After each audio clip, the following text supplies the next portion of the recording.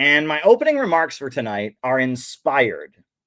Shout out to this person. I don't know if they want to be named or not, but somebody who, is kind of in our circles. I don't think I've ever met this person in person, but it's somebody who's like in our circles, a friend of a friend, or somebody reached out to me on Facebook.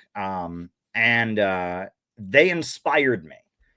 They inspired me to just talk about this tonight, just talk about this issue and use this to get to a bigger point. So about a year ago, I think, maybe a little longer ago than that, but about a year ago, I made a video which said what I believe, which is if you want to be technical about it, we're not against capitalism, we're against imperialism. Now, the video I made, everyone who watched it thought I made great points, but there was a hubbub of people on the internet, people on the communist internet, who threw a hissy fit about it. But, that in and of itself has some important lessons for what we're actually trying to do. And I'm going to get into it here. So, how did I get involved in all of this? Why in the world am I doing CPI? Why in the world is a guy from a small town in Ohio, why did he risk his life on a ship trying to deliver medical aid to Yemen with the Iranian Red Crescent Society? Why have I traveled the world? Why have I met the Russian president a number of times? Why is it that I've written all kinds of books and, been to Venezuela? And how in the world did any of this happen? This doesn't make any sense. Well, it happened. I'm not going to tell you my whole life story here tonight, but it happened because I became aware of the fact that the U.S. government doesn't really work for the American people. It works for big banks and big corporations, and that this is an international economic system called imperialism. Lenin called it imperialism. Henry Charles Carey, an economic advisor to Abraham Lincoln, called it the English system. And now, increasingly, geopolitical analysts are calling it Atlanticism or thalassocracy. They're all pointing to the same thing, that the world is ruled by a group of big banks and big corporations based in Western Europe. Wall Street and London dominates the world and is keeping the world poor and impoverishing the world and holding back development. That system is called imperialism. And that countries around the world, like Iraq, like Iran, like Venezuela, like Cuba, like Russia, like China, have broken out of that system. And that is why they are targeted and attacked, because they've broken out of that system and that they are able to start building and developing. And that this system of globalism, imperialism, is not about economic growth. It's about the opposite, right? When the British Empire went to India, they burned all the looms. They forced the people of India to import their cloth from Britain. They'd been weaving for thousands of years, since long before the British could weave. But yet, when the British went there, they burned their looms and seized them. Nigeria, at this point, is the top oil-producing country on the African continent. And they're very poor. And if you go to Nigeria, you will find a very low life expectancy. You'll find a very high rate of illiteracy, very high rate of malnutrition. People are literally starving to death. People don't have access to medical care. People live without electricity. Why is it that a country that is producing more than any other country on the African continent of a very valuable commodity, oil, why are they so poor? Because they don't control their oil. Their oil is controlled by ExxonMobil and BP and Shell and Chevron, and that Western monopolistic corporations that are tied in with the government control the oil resources of Nigeria. So Nigeria is poor, while Wall Street and London get rich off their oil. And what country used to be the top exporting country on the African continent? Used to be Libya. Under the leadership of Libya of Gaddafi, Libya broke out of the Western system and built itself up and raised its people out of poverty. And of course, then the United States bombed and destroyed Libya. And now Libya is a catastrophe, a disaster, and terrorist groups have set up shop and people are drowning in the Mediterranean trying to get out. Before China broke out of the domination of Wall Street and London, it was the sick man of Asia, one of the poorest countries in the world.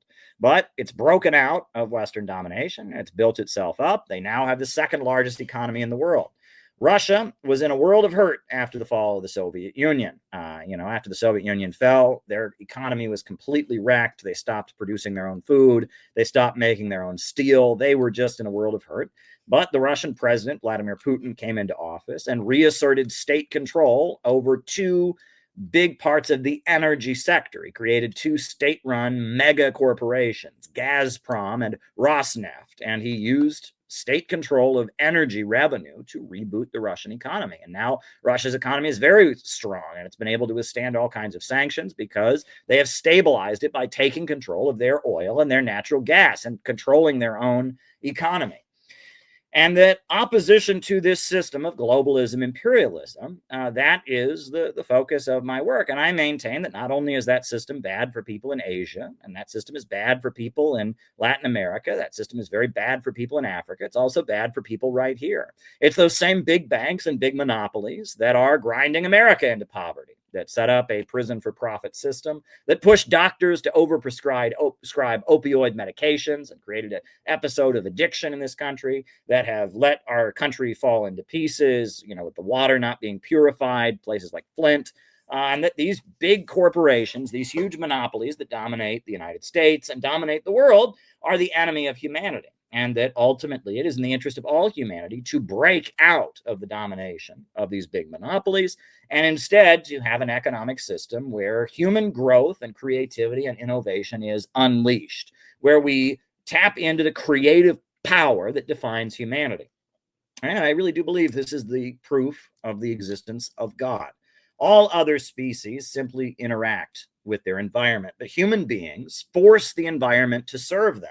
And the whole history of human civilization has been reinventing our relationship with nature and using nature in a more efficient way, getting to a higher plane, increasing our population, increasing our life expectancy, making life more comfortable. Human beings have an ability that no other species has. We have creative power, and just as God is the creator of all things, human beings have creative ability. We have a spark of divinity within us, right? And that is what defines humanity, and that is what is beautiful. And we should celebrate the human creative power, the spark of divinity, the soul within human beings. With artificial intelligence, they can make machines that can play chess like human beings can. With artificial intelligence, they can make machines that can drive cars like humans can. They can make machines that can make graphics, but they don't have a soul. And that's what people, when they look at artificial intelligence, they say AI can do anything, but it still has no soul because it does not have the spark of godlike creative power. And that's why AI is a great tool, but it will never replace human beings because human beings have the spark of divinity. We have a soul, and that is a very beautiful thing about humanity, and that's what I've come to understand. Now, this is my perspective, and for many years, up until very recently, I maintained what I thought or what I understood to be a communist perspective. Now, because when I was young, when I was, 14 or 15, all the groups that were protesting the war in Iraq were communist groups, right? You had the Answer Coalition that was led by the Workers' World Party and eventually the Party for Socialism and Liberation. You had United for Peace and Justice, which was led by the Communist Party USA and Democratic Socialists of America. You had Not in Our Name, which was led by the Revolutionary Communist Party. And if you were against the imperialist system, and if you were standing up for the countries that were being bombed and attacked because they resisted imperialism, countries like Iraq and Cuba and Venezuela and Iran, then you were a communist. It was just kind of common sense. And that's where I started out. And I spent my entire adult life in communist organizations. I was first around a Maoist communist group in Cleveland. I eventually joined the Workers' World Party. And I worked for Ramsey Clark. Ramsey Clark was the U.S. Attorney General under Lyndon Johnson. He became an anti-war activist and an international lawyer. And I worked for him and the International Action Center. I was their public spokesperson during the Occupy Wall Street protests. And after Occupy Wall Street, I started appearing pretty frequently on international television. I ended up working at the United Nations, working at the press TV desk for the Iranian TV network. I ended up visiting the Islamic Republic of Iran. I ended up going to Venezuela. I ended up going to Russia. And my perspective on things started to change. And it started to change because I realized that the countries around the world that were fighting imperialism, some of them were communist in that they were led by communist parties. Some of them were not, right? Iran, they definitely don't believe in communism there. They're Muslims, they're Shia Muslims. They believe in not capitalism, but Islam, and they reject the Marxist ideology, but they also reject capitalism. They believe in, in his Islamic system, right? Not capitalism, but Islam. Right. And that, Venezuela and Nicaragua, they talk about Bolivarian socialism. They pull from Marxism. They also pull from Christianity, also from the indigenous traditions. Right. And that there are many different ideologies. Russia, they were communist during the time of the Soviet Union, but the Soviet Union fell. Now they are very Christian in their outlook. The Russian Orthodox Church is a really big part of Russian identity and culture, but they're also very proud of what the Soviet Union achieved. And, it's a mixed bag. But I realized that in all these countries, the focus is on economic growth, building, developing.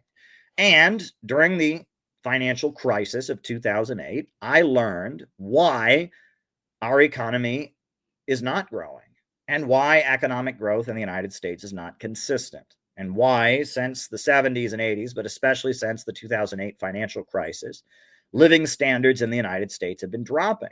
And it's because of this problem of poverty created by abundance. The problem that we have an economic system that makes no sense, where people are homeless because there are too many houses. That's why the U.S. economy crashed in 2008. There were too many houses, and Americans couldn't afford to keep buying them.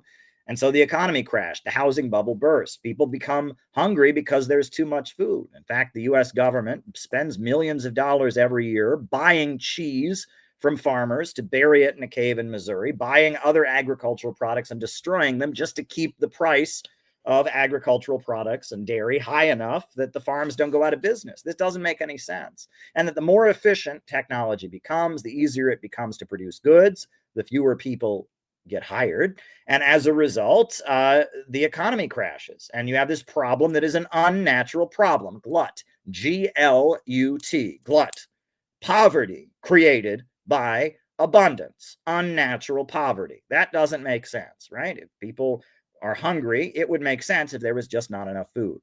But if the market has so much food on it that people lose their jobs and become homeless because there's just so much food on the market, that doesn't make any sense now, does it? Right? If people are homeless because there's a shortage of housing, that makes perfect sense. But if the market is glutted with so many houses that corporations go out of business and banks fail and all of that, and people are sleeping on the streets, this happened in 2008. I remember the tent cities that sprung up in Nevada and other places where people were homeless because there were too many houses. That doesn't make sense. We have a highly irrational economic system. And that what we need is what they have around the world. The countries that have broken out of imperialism, broken out of globalism, broken out of the English system or Atlanticism or whatever you want to call it, they have a government that rationally organizes the economy and invests in communities. And, they have state-run banks. They have public ownership of their natural resources. And because of that, they don't have this problem. They control the economy and they invest in their people. They provide education, they provide housing, they provide healthcare, and they invest in their people, and that's why they continue to grow. And that was the understanding that I developed, and that comes out of communism, right? The understanding of overproduction, value crisis, the tendency of the falling rate of profits, understanding of imperialism, monopolistic capitalism, that comes out of communism.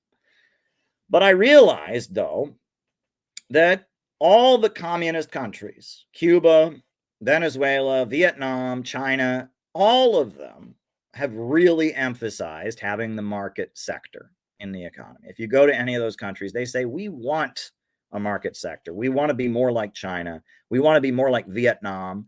We want to have private businesses. We want to have stores. We want to have restaurants. We want to have hotels.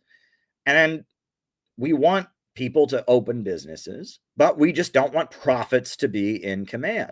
And that then raises the question of what is the difference between capitalism and socialism? What is it, right? And that we're taught in America, socialism is when the government does stuff. right? Is if the government does everything, that's full communism. If the government does nothing, that's full capitalism. Well, that's not true. Every capitalist economy that has ever existed has had a post office, has had the government pave the roads. There's always a state sector.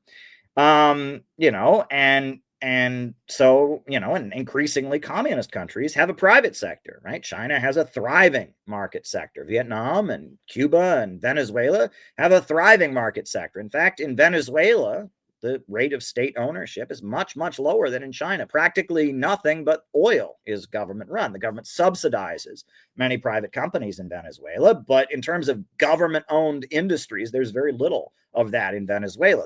What is the difference? Why is Venezuela socialist and Singapore capitalist? In Singapore, there's a huge amount of government ownership. In Venezuela, the government ownership is very small. Why is China socialist and with its vast market sector, and Saudi Arabia capitalist? Saudi Arabia, where the Saudi royal family controls practically everything. What's the difference? Well, it's because state ownership is not what defines it. What defines the difference between capitalism and socialism, as I understand it, is profits in command, right? Is that in a socialist society, society as a whole controls the economy. There may be private enterprise, there may be private businesses, but it's not the chaos of the market that's in control, right? It is a rational central plan. You have a government that comes out of an anti-colonial revolution that organizes the economy to make sure that it continues to grow. Whereas in the capitalist system, there might be state ownership, there might be private ownership, but it's done in the interest of maximizing profits for shareholders, right? Profits are in command, the anarchy of production. That's the difference. Do you have a society that controls the means of production rationally and centrally, or do you have a society where the market rules? That's the difference, right? Under capitalism, said Frederick Engels, the means of production only function as preliminary transformation into capital. Capitalism is the chaos of the market, the anarchy of production, but socialism and eventually the higher stage of communism is defined by society as a whole controlling the economy. And we understand that a big part of socialism might be private businesses, private enterprises, but they don't function according to what they want. And you go to China, even though there's a huge market sector there, the corporations must do what the government says, right? And that they have to operate in accordance with the overall state central plan for the good of the nation, right? They can't just do whatever is profitable. They might want to, but at some point the party might step in and the party subsidizes them. The government subsidizes them and regulates and controls them. And they do what the market says, not what the market says, but what society as a whole tells them. And that's why in 2015, the Shanghai stock market in China went down very, very dramatically. I mean, it had a really, really dramatic crash. And, everyone expected the Chinese economy was just going to end forever. But it didn't, because first of all, most of China is not invested in it. Most of China is fully insulated from the stock market. Second of all, the government banned short selling and froze the selling of stocks in any state-run enterprise. And as a result, within a week, China's stock market was right back up as if nothing had happened. And that if there was a similar drop on the American stock market, I mean, food would stop being delivered, the electricity would go off. I mean, there would be riots in the streets. There would be the entire country would fall apart if we had that kind of stock market crash. China had a big stock market crash. It wasn't pleasant, but it didn't really have that much of an impact because the irrational market is not in control. Society as a whole and the Chinese Communist Party that represents its 90 million members that are embedded in communities all over the country, they rationally organize the economy. Even though there's private companies there, even though there's a stock market, they're in command. So that's the difference that I understood. And that socialism, as I understood it, is a pro-growth economy where profits are not in command. However, I was increasingly, as I traveled the world and came to understand that, I was coming to realize that how I understood socialism and capitalism was not, let me emphasize, not the way American communists understood. American communists said, oh no, China's got nothing to do with socialism. Cuba, Venezuela, Iran, these countries, that's not real communism. That's not real socialism. No, socialism isn't a planned economy. Socialism is worker cooperatives. It is when You have a company that operates according to profit, that sells things and operates according to profit, but those profits are shared by the employees. Well, I hear that, and that's that's still capitalism. Even if it's cooperative capitalism, even if it's an employee stock ownership program, that's still capitalism because profits are still in command. And all the problems with the market are going to happen still, right? At that job, you're going to get a bigger share the fewer employees there are. So you're going to want as few employees there so that you get a bigger share. And that means you're going to replace human labor with technology. And so you have the same problem. And what if you work at a company that produces painkiller medicines? You're going to push doctors to overprescribe them because you're going to want to maximize profits. What if you work at a company that makes weapons? Aren't you going to want more war so that your company and you get a bigger share? Like just sharing the profits in a profit-centered economy, that has nothing to do with what socialism is in the way I understood it. But the way these folks understand it, it's the opposite. What I believe has nothing to do with socialism, right? They don't care if you have a rationally planned economy. They look at China and they say, well, in China, the workers are not all equal shareholders in the company. They don't get to elect their boss. So that's not socialism. And they look at Cuba and they say, well, Cuba, it's not a worker cooperative where every little factory sells every product to everybody else. It's not pure workers' democracy from below. So we have completely different understanding of what it is. A completely different understanding. And not surprisingly, my belief is that anti-imperialism is the basis of what it's about. We support anyone around the world who is struggling to break their nation or their country out of the domination of globalism imperialism. Well, these socialists in America, their understanding is, no, we want to bring human rights to Cuba. We want to bring human rights to China. We want to tear down Russia. We want to overthrow these countries because they're not free. They're brutal dictatorships and they don't have LGBT rights. And they want to do the opposite, right? They are all about globalism because they equate the Western system with freedom and democratic rights. They view socialism as just an expansion of the Western ideals of radical individualism, etc. So I realize that the people in America who call themselves socialists and communists, what they believe and what I believe as an anti-imperialist, as someone who's traveled around the world, is not the same. And that many of the countries that are anti-imperialist and have centrally planned economies and have broken out of the domination of the Western system are not doing so on the basis of the Marxist ideology any longer. Certainly not in Iran, certainly not in Russia, perhaps to some degree or other in Venezuela and Cuba, and definitely in China and Vietnam. They definitely identify with Marxism-Leninism, but even the way they understand it has changed. Cuba does not tell you that Che Guevara was a brilliant economist. They say in Cuba that Che Guevara was a brilliant anti-imperialist, but they say that his economic policies that he implemented in the early years of the Cuban Revolution were a disaster. Che Guevara believed you could build socialism without material incentives. He wanted to make everyone in Cuba equal, and he didn't believe in material incentives, and it was a disaster. And that many of the communist governments during the Cold War fell into the trap of believing that you can create equality in poverty.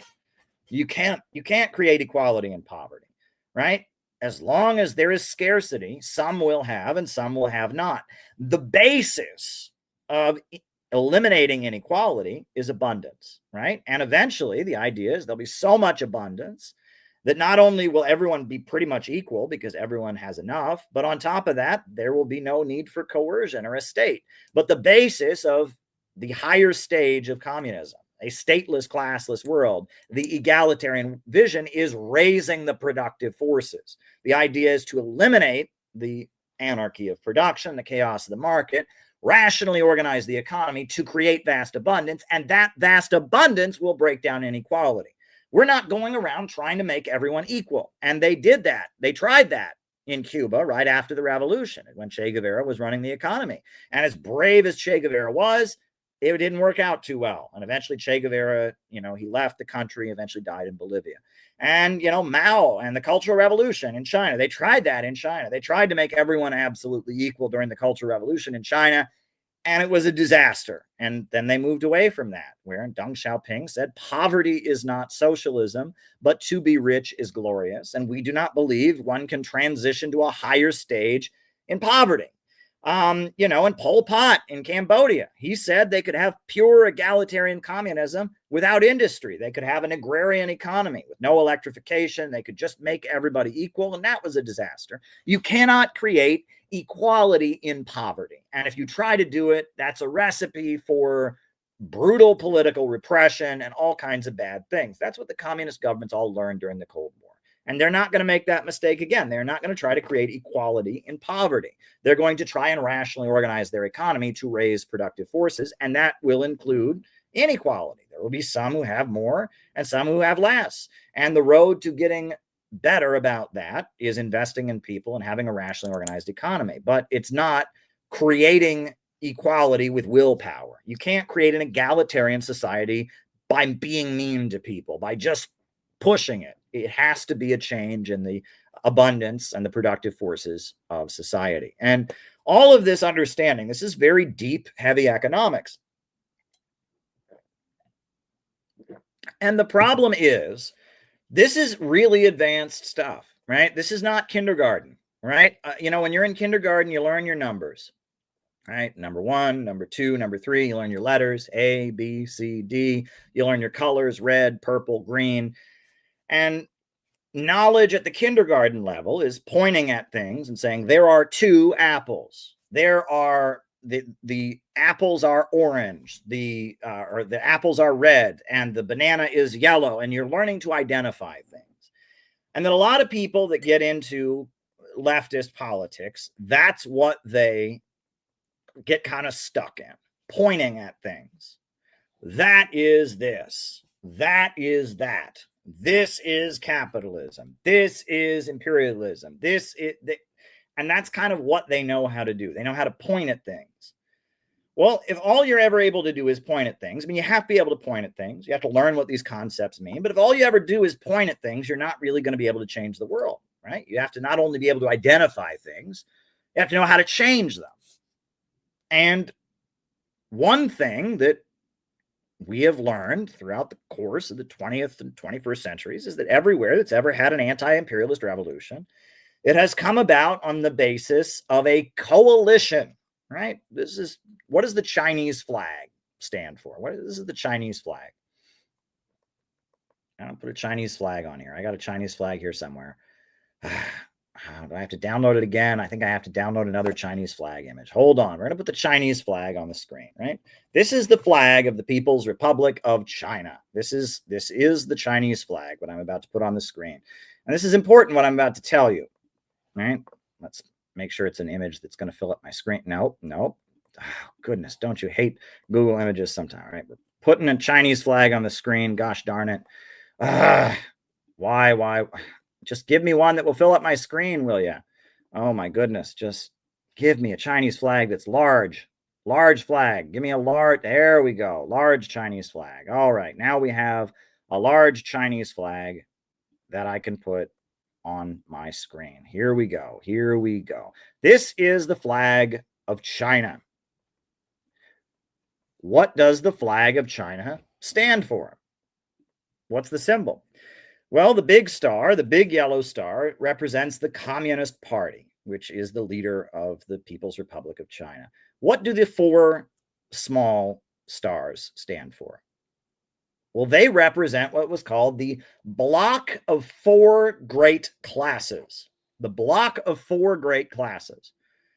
And those are the people that came together to break China out of imperialism.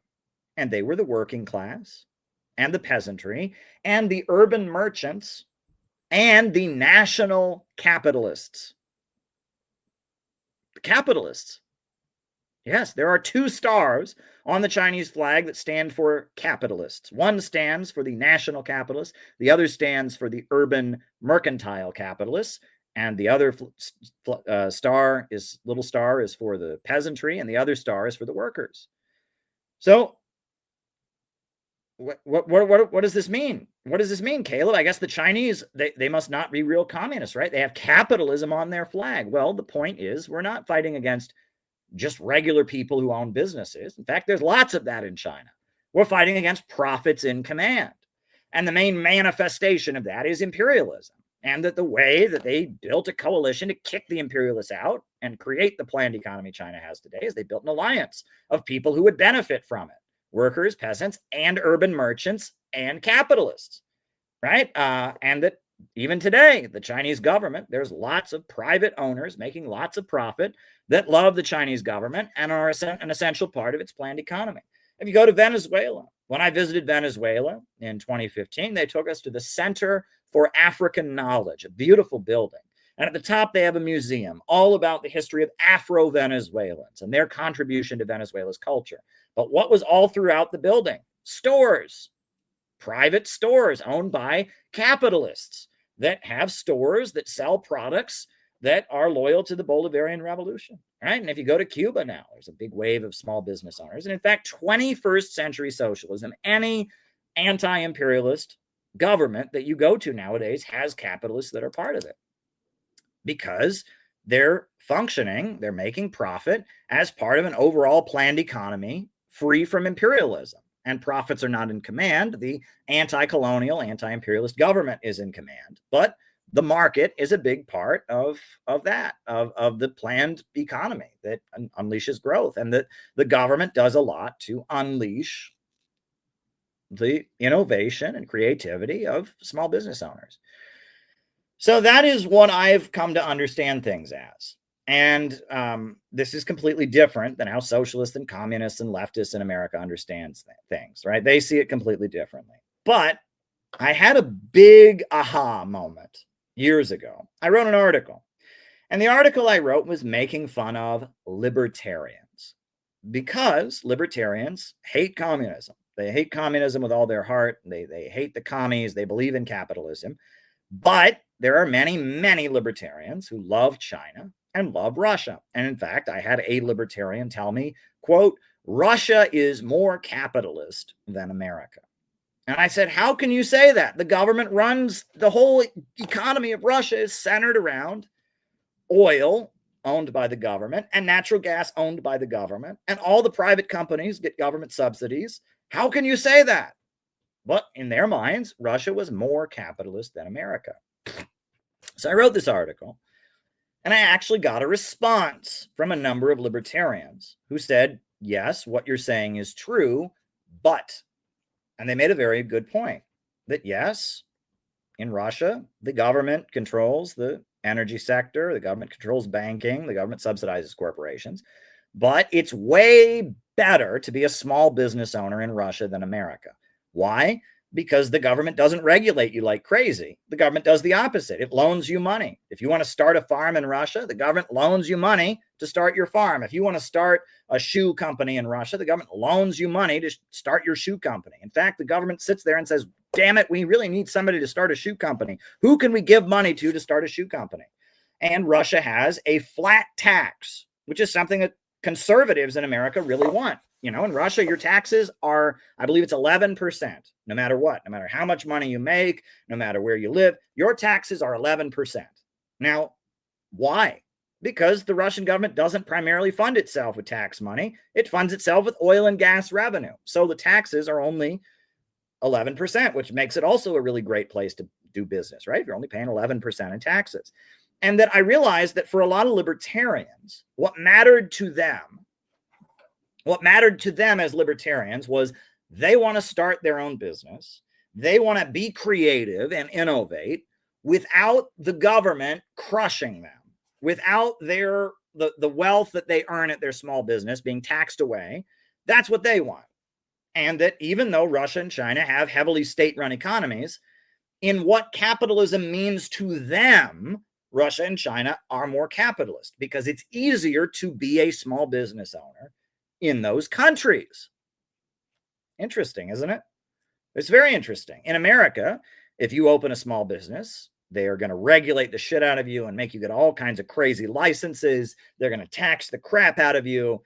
They don't want you to do it, right? They don't want you to open a restaurant. They want you to go to McDonald's, right? They don't want you to open a hardware store. They want you to go to Home Depot, right? And the big monopolies who run America crush small businesses. Whereas in Russia and in China, where the state controls the major centers of the economy, the state is the monopoly, they are subsidizing and actively working to foment small business owners.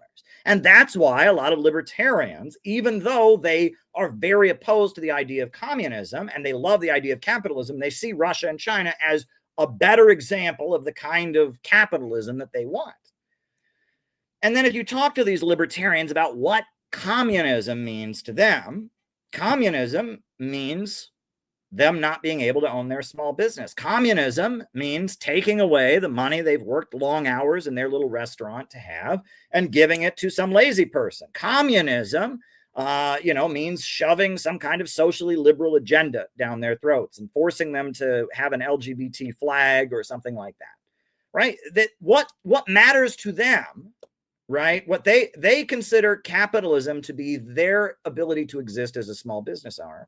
Plus, they tend to think of Walmart and ExxonMobil and BP and Bank of America and the big monopolies. They tend to think of them as communist because the government is heavily involved with them. And it's true, right? If the government writes rules about how you're going to have a hardware store, Home Depot will write those rules, and the little hardware store guy in your neighborhood is going to be ignored. And if the government is writing rules about restaurants, you bet that McDonald's and the Kroc family are going to have a seat at the table writing those rules. And you can bet that those rules are going to be written in a way that is going to crush the restaurant in your neighborhood, right? That they view in their minds communism is big monopolies taking away their ability to innovate and grow and kind of forcing degrowth to maintain their monopoly. That's what and capitalism is growth and innovation. And they see Russia and China as more capitalist, even though the state runs the economy more. And they see America as more and more communist because the big monopolies are crushing them and the big monopolies are in bed with the government as they do it. And so that inspired me to say, well, what we want, and I've been saying this from the beginning, is, actually what the American Communist Party, the CPUSA, said it wanted in the 1950s was, if you read William Z. Foster, they wanted an anti-monopoly coalition. That's what they were striving to create, an anti-monopoly government, a government against the big monopolies. That's what they're striving to create. And that government would have small business owners and farmers and workers and unemployed people and all kinds of people. And it would be about breaking the power of the big monopolies. And that if you read what the Communist Party said back when it was like a serious force to be reckoned with before the end of the Second World War and even a little bit after the Second World War, they said that in Bill of Rights socialism, American socialism, whatever you want to call it, there will be small businesses, but the big monopolies that are driving toward war and fascism will be defeated, and we'll have a government that is for the farmer and for the worker and for the small business owner. We'll have an anti-monopoly state. That is what the Communist Party was for, or a people's democratic government. That's what they called for. Well, that sounds pretty good to me. An anti-monopoly government, an anti-monopoly state, right? And that's basically what they have in China. That's basically what they have in Vietnam. That's what they have in Iran. That's what they have in Venezuela. And as somebody who understands all of this, that's what I'm for. So, being who I am, I come out and I made a video and I said, we're not against capitalism as libertarians understand it. We're against imperialism. We're against big monopolies, right? And that a big part of 21st century socialism is capitalism. If you understand capitalism the way I do, capitalism is profits and command. But if you understand capitalism the way libertarians do, which is your ability to start a business, your ability to make money from your business, your ability to have your business and not have the government crush you with taxes and regulations, I'm for that, right? I am for a government that enables people to be creative and start their own business, but smashes the power of the big monopolies, the imperialists. So we're not against capitalism. We're not against people having their own store. We're not against, private hotels and private restaurants and new tech ideas. We're against the big monopolies. An anti-imperialist united front, an anti-monopoly coalition. And this is socialism in the way we understand it, because if we were to break the power of the big monopolies, It would be a planned economy. And those private businesses would be part of the planned economy, but profits would not be in command. That's socialism as we understand it, but it's capitalism as they understand it. It's getting rid of the communism of the big monopolies that libertarians don't like, and it's getting rid of the capitalism, the domination of the world by the big monopolies that we don't like, right? And that's the basis of how we can build a genuine revolutionary movement in America. And so when it really gets down to it, libertarians, a big chunk of them, not all of them, and communists, not all of them, but those who actually understand what's going on outside of the Western system, people that understand China and Vietnam, we kind of want the same thing. We want a government that enables growth, a government that promotes innovation and creativity, and we want the big monopolies and the government that is in bed with them to be broken apart. And we want a government that invests in communities and enables our kids to grow up and be creative and enables, every person to get a job and contribute and unleash their human creative power. That's what we want. And libertarians want that. And we want it also. The problem is libertarians, they think that it'll just kind of happen without a government. They don't understand that we need a people's government to break the power of the big monopolies and invest in communities and allow this growth. And communists don't believe in this because they want worker cooperatives, or they want, I don't know what they want. They're putting on their silly Lenin costume, or I don't know what they want. Communists believe in all kinds of crazy crap that has nothing to do with anything I just said. I've been talking about for the last 50 minutes. So I made this video about a year ago, maybe a little longer than that. And I said this, and oh my gosh, they all lost their minds. They all lost their minds. And I guess a couple weeks ago, a couple days ago, somehow they discovered this again. And I realized, so I want to show you, this is what was sent to me today. Shout out to the person who sent this to me on Facebook. And if you're still watching, great. This was what was sent to me a couple days ago, from yesterday, basically. This is what was sent to me. All right. Clowns to the left of me, jokers to the right. So you're an imperialist. We're not against capitalism. We're anti-imperialists, right? So you're an imperialist. At least I'm glad he stopped pretending to be a communist. Caleb's stopping. All right. And there's a one of these like fake Wikipedias that's like rigged to smear me, says, oh, he doesn't understand that capitalism or that imperialism comes out of capitalism. He must have never read Lenin. And you get all these people. Why are they talking this way? Why? Well, I've got to tell you something, right? I've got to tell you something. And I've been thinking a lot about this. And it's funny because I pay very, very close attention to someone I really admire named Angela McCurdle. I was the former president of the Libertarian Party, and she deals with the exact same crap in libertarian circles. Why is it? What's going on here? Well, the reason these people made these like stupid comments, right? I just explained, what I believe, right? And you'll notice that none of them are responding to anything I said, right? They're saying that I don't understand that imperialism is monopolistic capitalism, right? They're saying, oh, I'm an imperialist. They're saying all kinds of crap. Why are they talking this way? Because they want me to be wrong. They want me to be wrong, right? And you can never convince somebody who wants you to be wrong, right? If someone wants you to be wrong, they are going to keep having you be wrong, right? Upton Sinclair, he had that famous quote, it's impossible to convince a man of something if his salary depends on him not being convinced of it. But it's not just economic reasons, it's also psychological reasons. The internet is full of people who want me and you and basically everyone else to be wrong. Why? And for me, the reasons that I'm wrong, it's like a mile long. First, I was wrong because I met with Alexander Dugin. Then I was wrong because I said you can be patriotic and be a socialist. God forbid, right? We got to burn American flags. God forbid. And then I was wrong because I said that Trump was better than Hillary Clinton. And then I was wrong because there's a list of reasons that I'm wrong. And it just keeps getting longer. And I'm the leader of a cult, and I'm evil, and I'm a sex pervert, and oh my God. I mean, they have and it's always changing, but it's the same people. It's the same collection of internet people that are absolutely determined that Caleb is wrong. And the more that I do for the causes they supposedly believe in, like anti-imperialism, etc., the more they are determined for me to be wrong. What is going on here? Well, this points to the reality of dissident politics, and it's the same in libertarian circles. The more Angela McCurdle achieves for the libertarians, the more libertarians hate her. The more libertarians are determined to destroy her. Why? Why is this?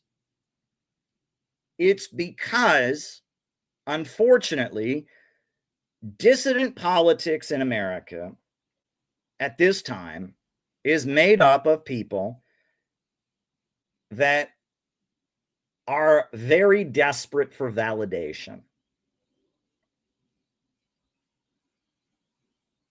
And we just need to understand this, right? And it's not good or bad, it's just a fact. And it might be the chicken and it might be the egg. We don't know exactly why, and it's different in every person's case. But generally, people in America don't become communists or libertarians or fascists or dissidents. People don't become serious dissidents in America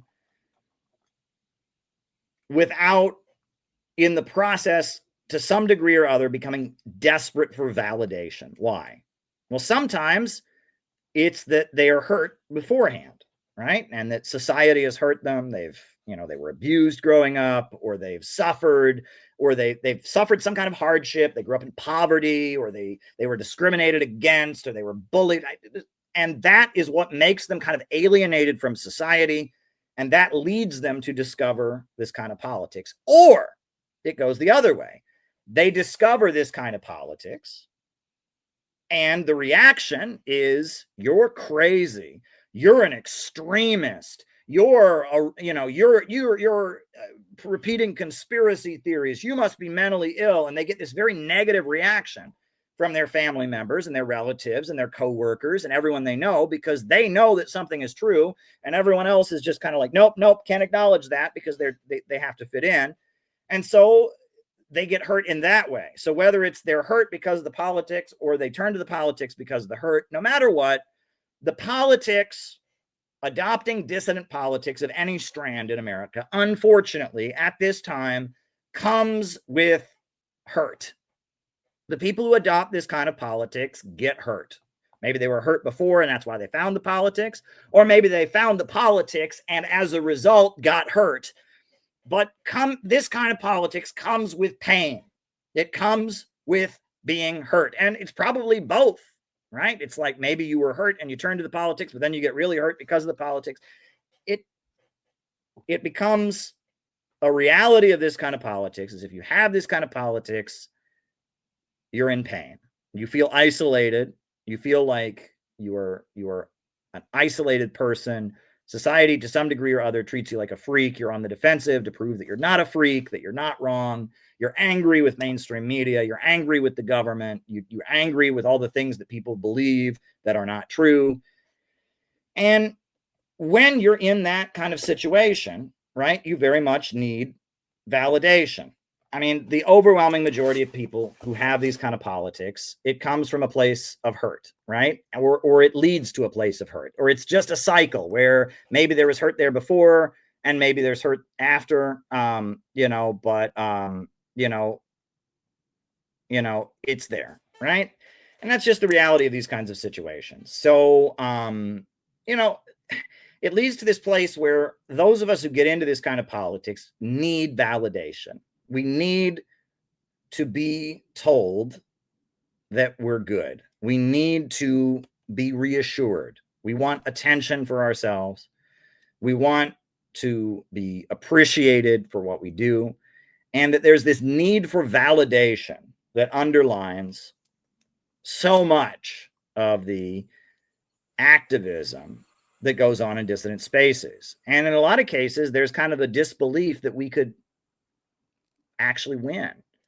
It's just kind of this belief that we'll get validation. And as a result, competition breaks out. And one thing about these dissident spaces, this is true for libertarians, this is true for communists, this is true for the far right, is that everybody in those circles wants unity. Oh, we want unity, right? Every communist I've ever met, not every, but it's an exaggeration. A lot of young people, I was one of them, when they become young and they start calling themselves a communist, they discover that there's 50 different communist groups. And they think, wow, there's so many different communist groups. I'm going to get them all to merge into one organization. And I'll be the smart one who thought of that. And everyone will appreciate the fact that I brought them together. Well, pretty soon you get a big wake-up call and you realize, oh, there's a reason these groups are not together. Oh, I'm not just so smart that I'm going to tell these groups not to be together, and that you get a real reality check, right? There's this ego of assuming that all these 50 communist groups have just never thought of coming together. And I, as a smart young person, I'm going to get credit and I'm going to be the smart one who brings them all together. Well, no, you're not.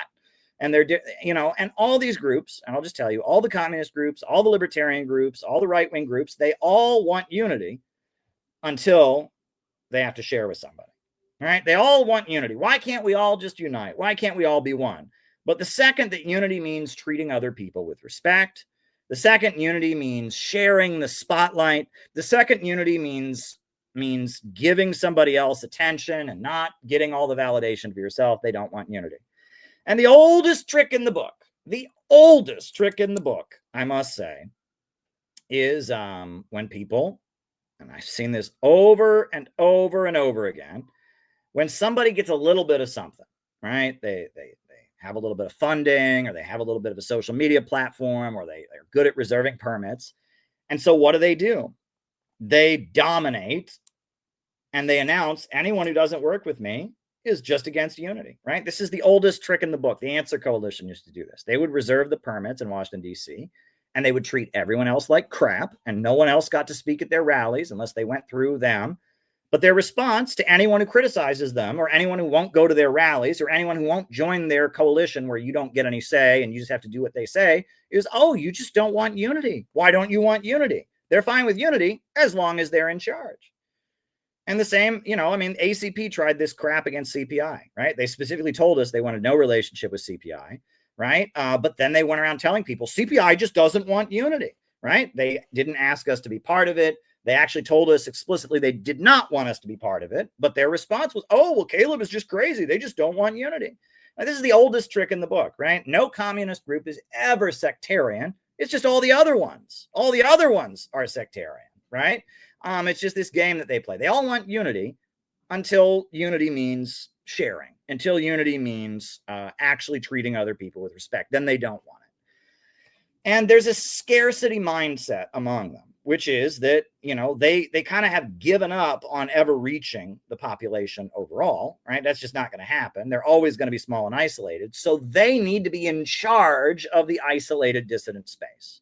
That's what they want. They are going to be in charge. No one will be able to have any say in the isolated dissident space except them. They're going to be in charge of the isolated dissident space. That's their feeling, right? They're going to be in charge of the isolated dissident space. And if you're competing not for the attention of the broad masses of people, but to get points within the isolated dissident space, that leads to, what do you then have to do? You have to posture. You have to position yourself, right? You have to show that you're the most pure. Right? Why should you be in charge? Not some other tiny communist group. Why should you be in charge? Not some other libertarian group. Well, you have to prove that in order for you to be in charge, you must be the most extreme and most purely communist. You must be the most purely libertarian. You would never.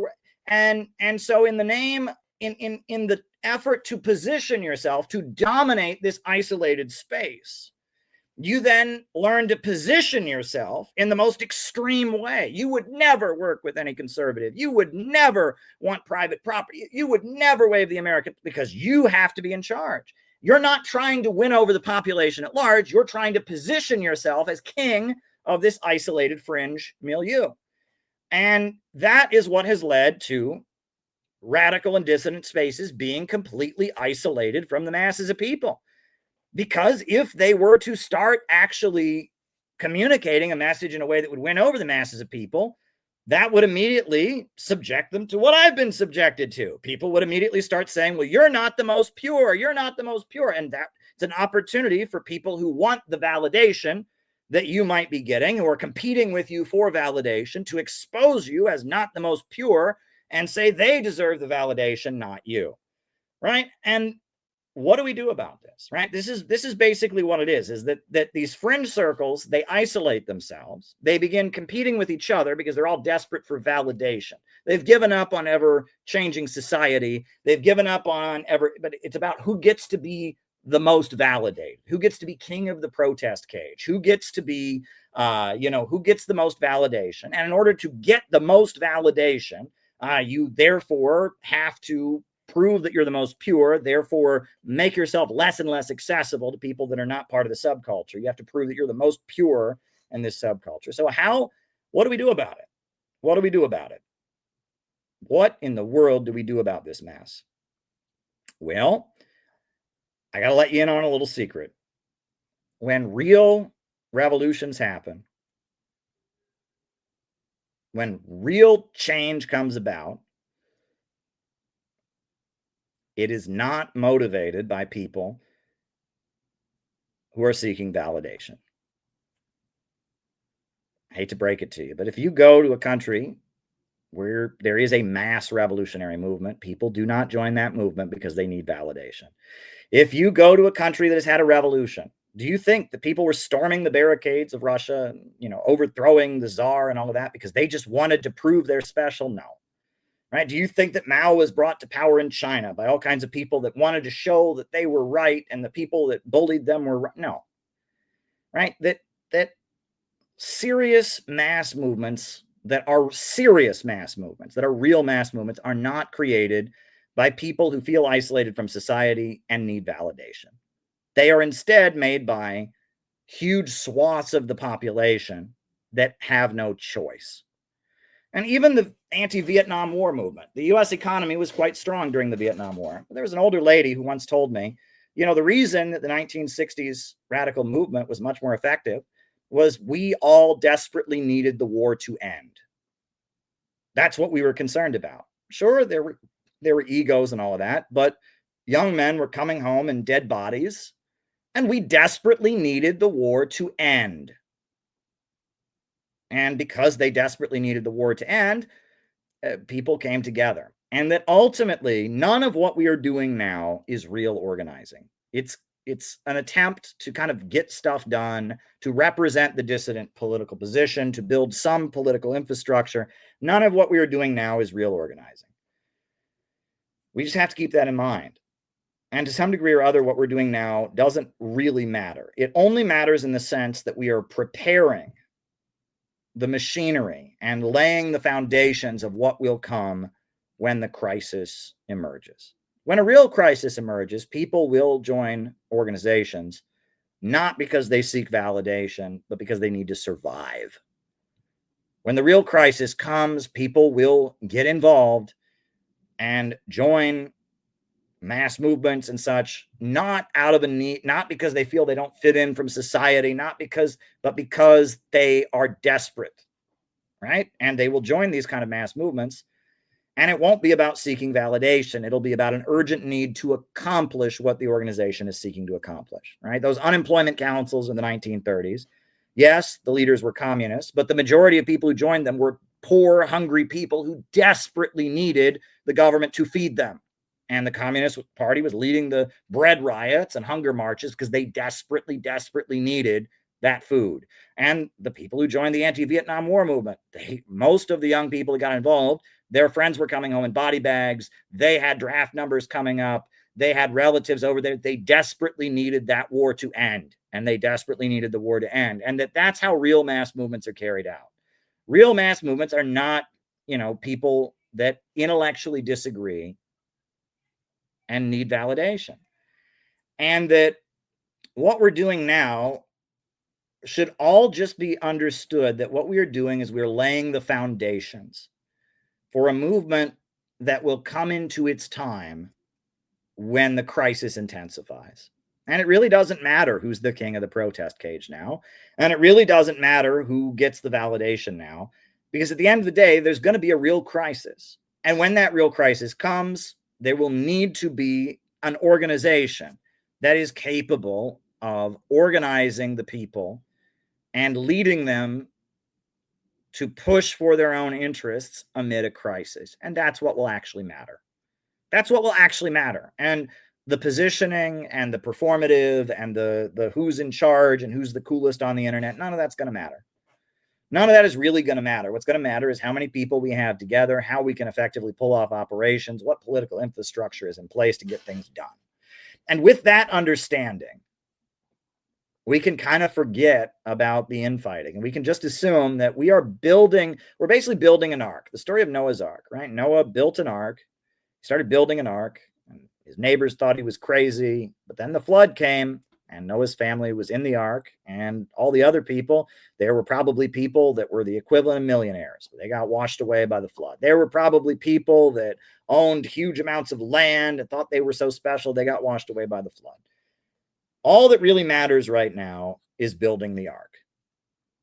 Your Facebook likes, your Facebook shares, they don't matter. How cool you are, how many books you sell, it doesn't matter, right? You have to build the ark.